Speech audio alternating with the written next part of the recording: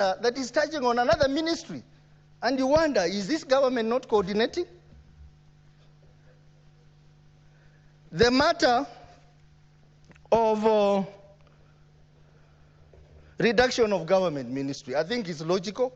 The number of principal secretaries is actually bloated, and I think it's important for the numbers to be reduced. Mr. Speaker, on another topic of budget making. Mr. Speaker, we know the President has written back to the National Assembly, referring back the finance bill. But if you read Article 115, it talks about Parliament. It talks about Parliament. We have been kicked out of the process of budget making as a Senate, unconstitutionally. And Senator Umtata has this matter in court. If you read the Constitution, it's very clear that Parliament includes both the Senate and the National Assembly.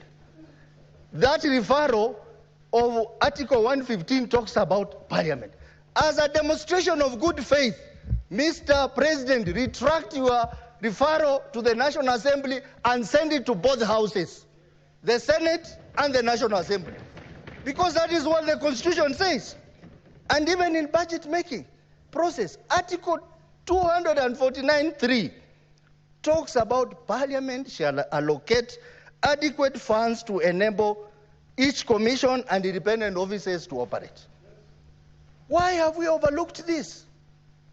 When you insist on Article 109(5) that talks about introduction of the bill in the National Assembly, that is just introducing. Article 109(3) talks about considered, and considered appears in many parts of the Constitution. So, Mr. Speaker, part of the problem is that the process of budget making, including finance bill, must involve the Senate. So that if National Assembly does not do the right thing, Senate, a house of reason, will tell them no. And it will tell them no in a big way, Mr. Speaker. Mr. Speaker, let me also talk about public debt. I think it's important for us to audit the public debt. Let us know the exact debt that we have. Let people not be telling us we have this debt and we don't have any statement of debt. We don't have any audit report.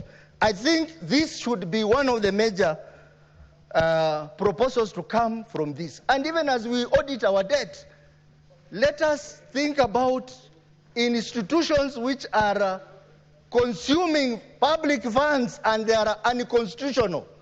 First ladies, second ladies, prime cabinet secretary's wife, we all have wives and we were elected. If you are elected and you are earning a salary, let your wife use your salary to do the things he's doing. Husband. Let that money come from your salary. Let us not be told that we elected a leader and governors have started doing the same. Yes. They have started doing as a first wives, governor, whatever. Hiyo maneno tuwachane nayo.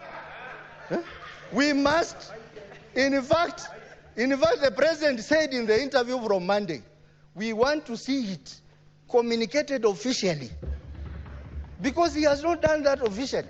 Those offices are bloated. Last 2 weeks, when this matter had started, the first lady came near my home and met some widows, about 1,000 widows, a place called Mongoma, talked to them and left them without anything. Just to come and play politics? I think we must relook at these offices and scrap them because they are consuming a lot of resources. Mr. Speaker, let me talk about corruption, Mr. Speaker. Corruption is a cancer.